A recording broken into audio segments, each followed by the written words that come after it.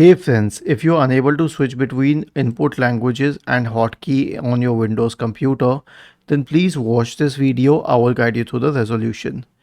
Right click on the start button, select settings from the menu, go to the time and language tab on the list on the left hand side, select typing in the right pane, select advanced keyboard setting, select language bar options, go to advanced key settings, and then click on change the key sequence, and then you can change it to anything else.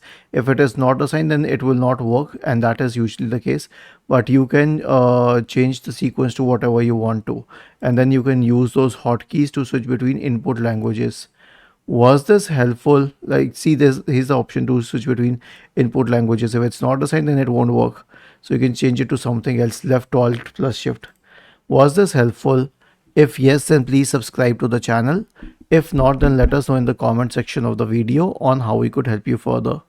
Thank you for watching this video and have a nice day.